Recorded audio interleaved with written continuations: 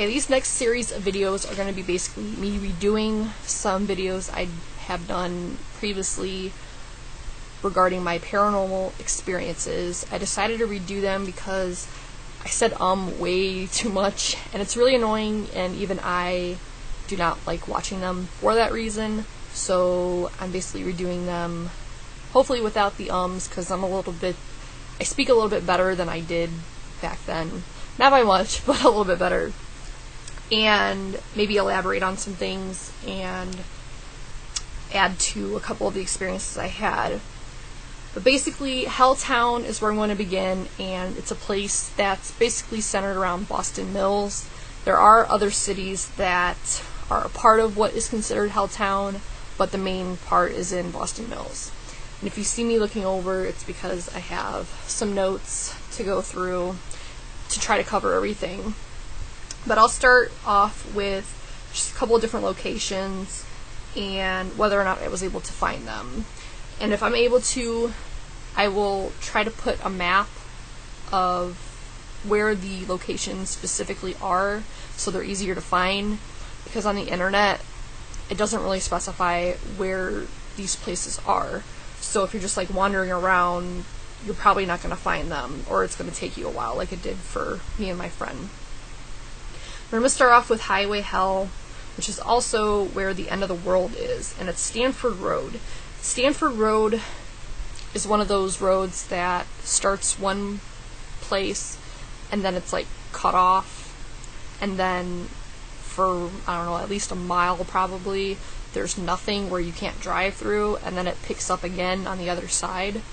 And basically the official reason why it's cut off like that is because the road is just in really bad condition, and instead of repairing it, they decided to just block it off because it's not very popular of a stretch of road that people would go on a lot, so they just couldn't justify keeping it up to code, I guess.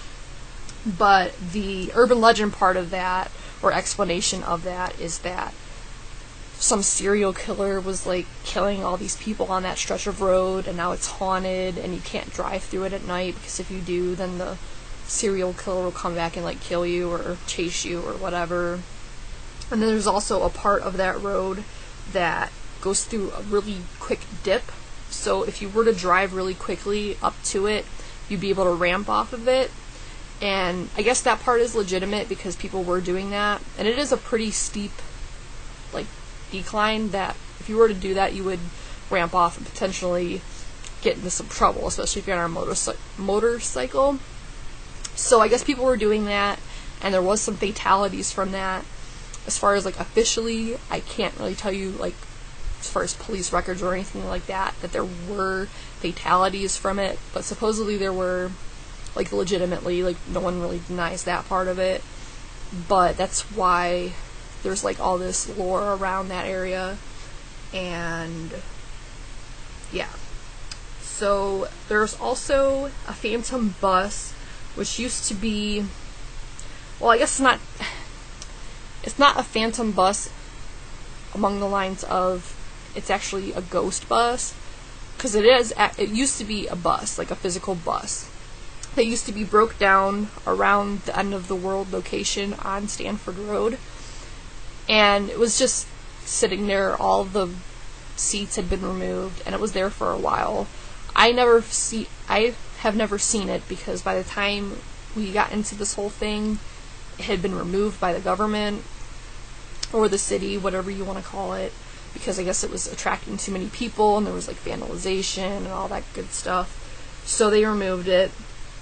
But the lore around that was that all of these children were killed in this accident and the bus remained there, and people would see a phantom guy smoking a cigarette in there. And the legit reason it was left there supposedly is like a family was living in it at one point, and that's why all the seats were removed. I don't really know. Like I said, I've never seen it. And then another superstition, or whatever you'd like to call it, urban legend, is that there's a mutant python, which is called the Peninsula Python. It's basically just like this huge snake that was mutated because of a chemical spill which is also kind of like the central theme of like why so many weird things happen at Boston Town or Boston Mills, whatever. Like there was a chemical spill and there's like all these mutants and just strange things, where in all actuality there's never been officially a chemical plant there for there to be a chemical spill, so not really sure where that came from. But I've never seen the Peninsula Python, and I've been through Peninsula a lot. It's very hilly, and it is very creepy because it's near Brandywine, which is there's a ski resort there, so it's elevated. So when you're driving up these hills, like you'll just hit random patches of fog out of nowhere, and it doesn't matter how hot it is. If it's in the middle of the summer, which is when me and my friend would usually go, was during the summer, because I believe we were still in high school when we had started going there. But you just hit random patches of fog out of absolute nowhere, and it's just really creepy. But yeah, Peninsula is like where all the hills and everything are, and it is creepy, and it's pretty much all woods, which a lot of Boston Mills is. It's a heavily wooded area, and there's a lot of nature parks there, so I don't know, it's just kind of overall creepy and dark. There's not a lot of like street lights and whatnot, so that kind of adds to the whole creepiness of it. And then there's the Boston Cemetery, which is the one where people supposedly see a guy sitting on a phantom guy, so a ghost, sitting on a bench staring out in nothing, which I have found that cemetery. It's like where Stanford Road ends, like on the other part of where it's like blocked off. That's where the cemetery is, and it's on a hill, which is really weird. It's a very weird location. And as like the path that goes around that you can drive through is in a circle, and from what I remember, it's not like barricaded off or anything, so if you were careless, you could probably like drive off the hill. So I don't know, from what I remember and what it says online, there's not even a bench there, so I don't know if there used to be a bench there, or if it's just purely mythical, or maybe the bench itself is an apparition. I don't know. I never saw a ghost there. It is a creepy cemetery, and I was there at night, but we didn't see anything. It was just, I mean, to me, cemeteries in general are creepy, and if they're haunted on top of it, makes it even weirder. And I guess there's supposed to be strange trees there. I don't remember in that location there being strange trees, but in the area, like the Boston Mills area, there are a lot of creepy, just weird trees. So I don't know. I don't really have an explanation as to why they're creepy, because I mean, we have trees everywhere. Like, I drive for a living, and I drive through the metro parks quite a lot, and for whatever reason the trees there do look different. Like, there's one in particular where like it never has leaves, it's just always bare regardless of whether it's fall or not.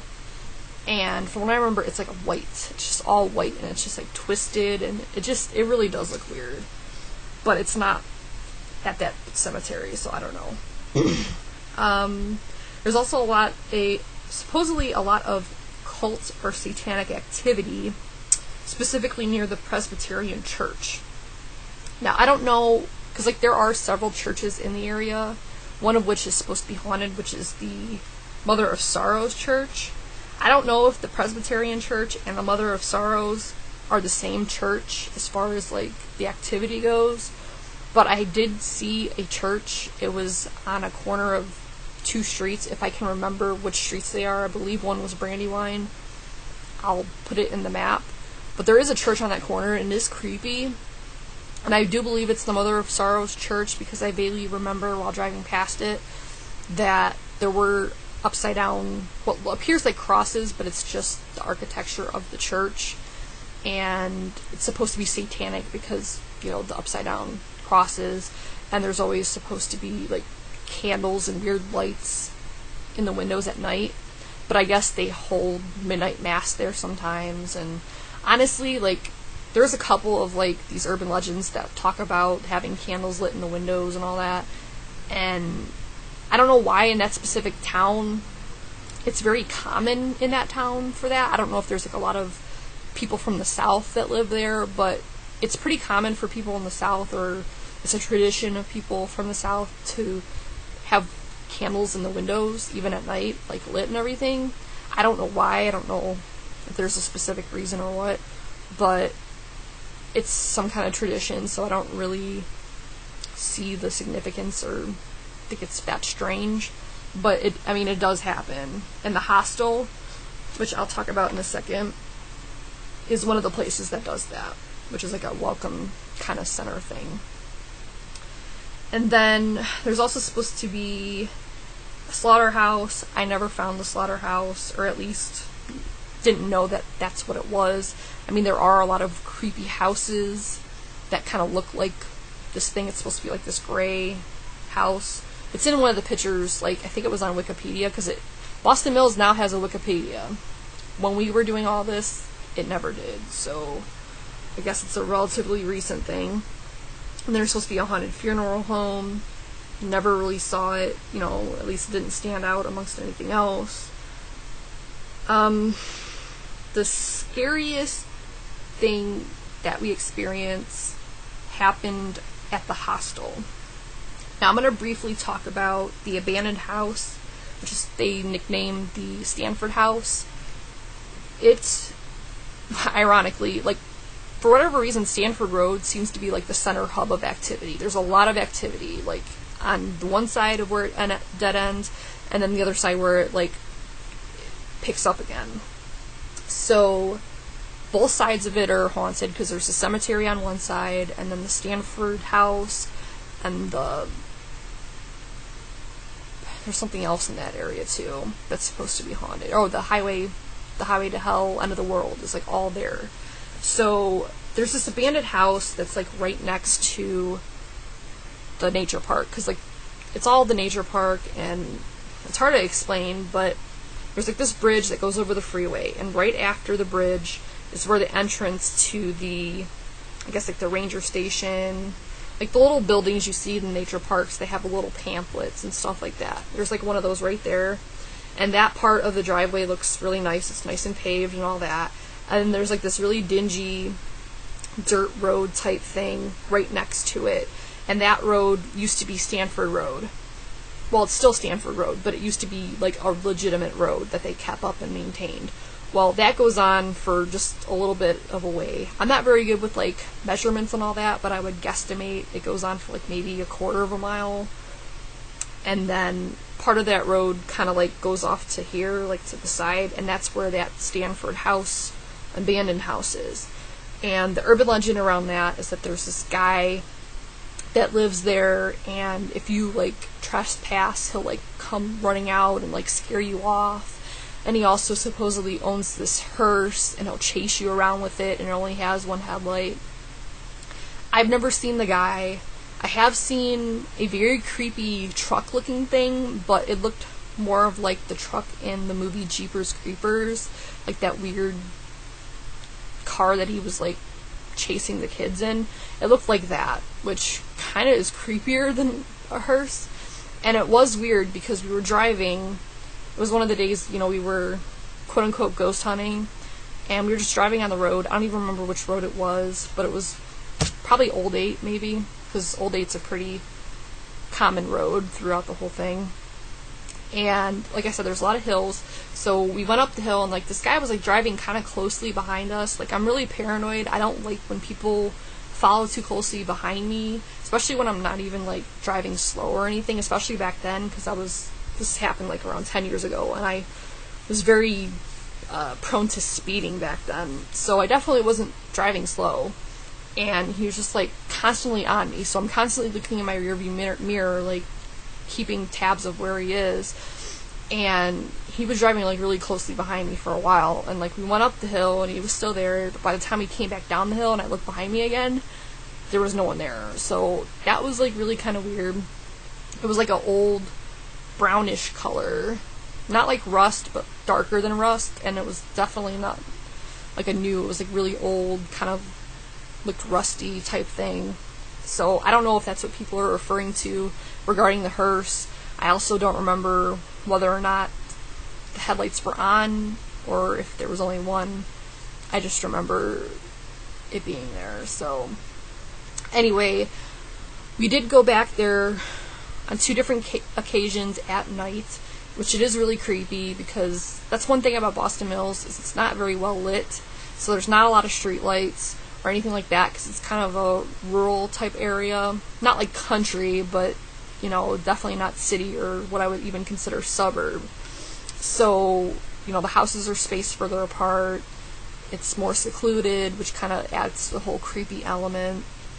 So, especially when you're on this road that's not even maintained anymore, it's just really dark. So pretty much the only lights you have are the lights from your headlights. So you drive in, and like right past the house is where it dead ends, where, you know, the road's closed and it has like the barricade. Well, we were parked like right in front of that, and we got out and we were just kind of like looking around.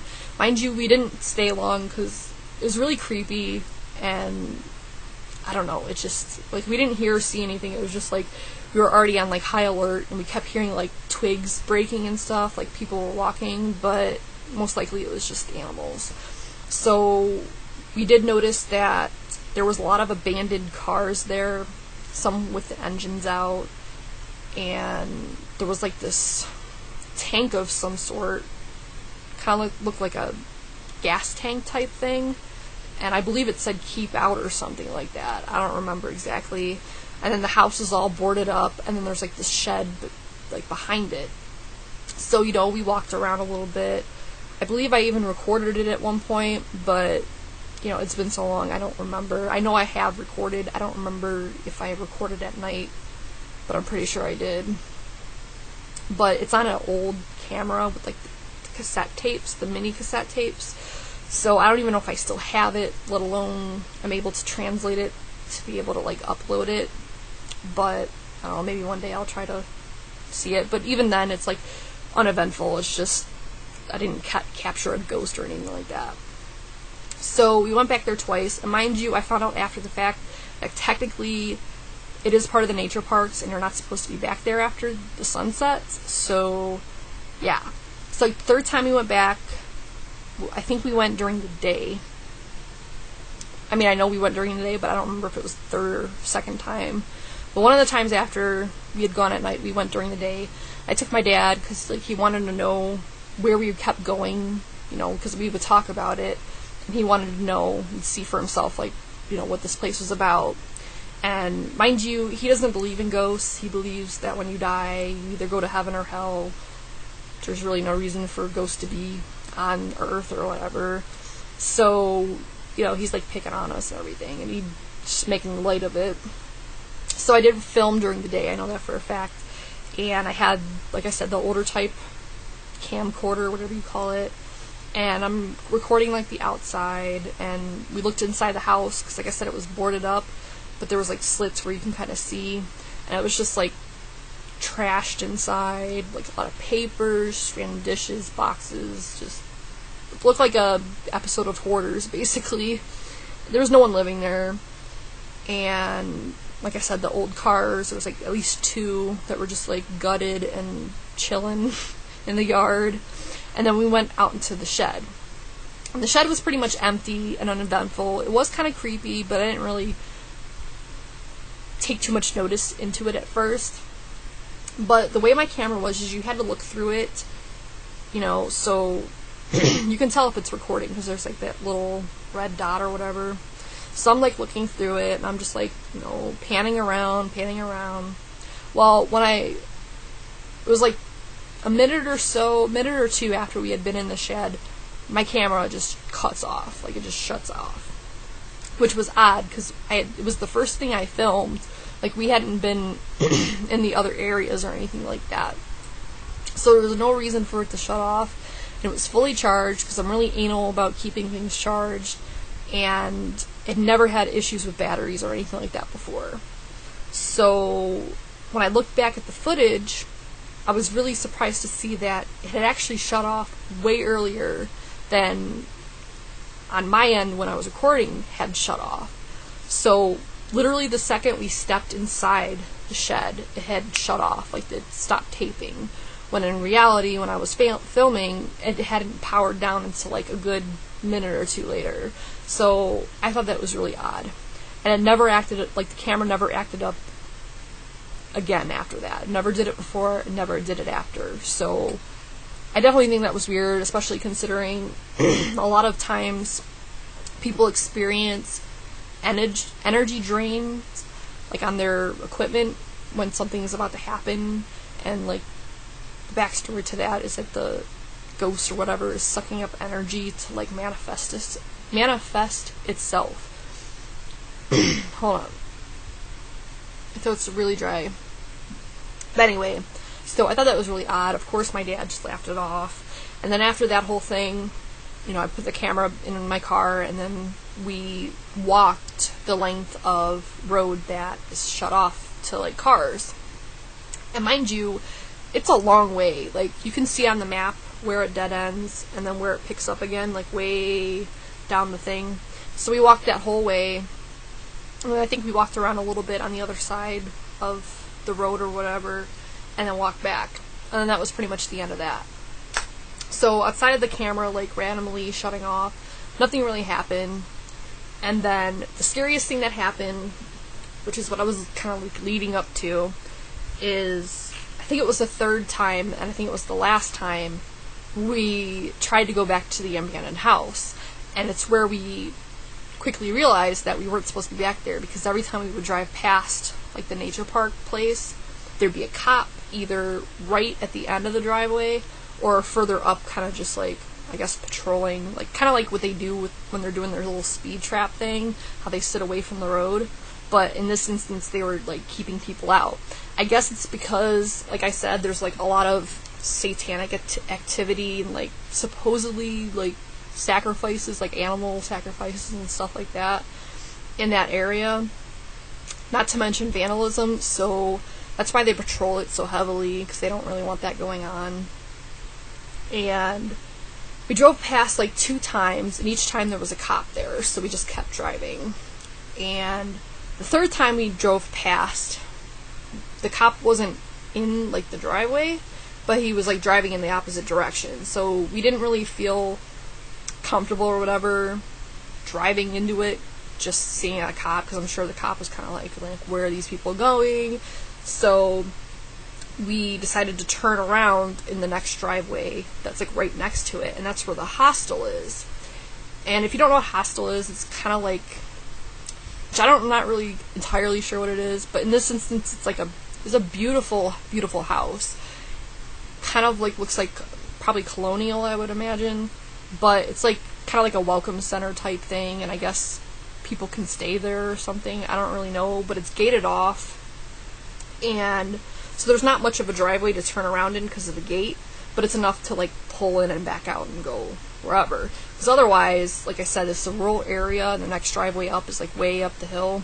I know from experience, because like I said, we had already, drove past a couple times, and I didn't want to go all the way up there, because it's like up in really high hills and stuff. So we quickly pulled into the driveway, and as I was about to reverse out, Courtney, my friend that's, with me all these times, starts screaming, "Go, go, oh my god, go, go, go." And I'm like, what? Like, what's going on? And she would not tell me, she just kept saying, "Go, go, go, go." So I'm freaking out because she's freaking out, and I end up reversing and then driving, the other way, opposite direction, whatever. So for like a minute or longer, I'm trying to get out of her, like, what her issue is, like, what happened. And finally she tells me that she saw a guy, or a ghost, I forget how she puts it, but basically she saw a ghost. It was of I guess he's like probably in his 30s guy, but it was clear that it wasn't a guy, because though you could see like details of him, you could see through him. And people that have seen a ghost know exactly what I'm talking about, because generally people have the same description, like, it's not a solid regular person, but you can tell like features of it. But anyway, he was wearing like hunting gear. He had like a thicker flannel jacket type thing, and one of those flappy hats, like lumberjack hats I think they called. I don't know, they have like little ear flaps and whatever. Mind you, it was in the middle of the summer, so that in and of itself was kind of, well, actually I think it was end of summer, like beginning of fall, like August type. So it was still hot, because in Ohio it usually stays hot until around October.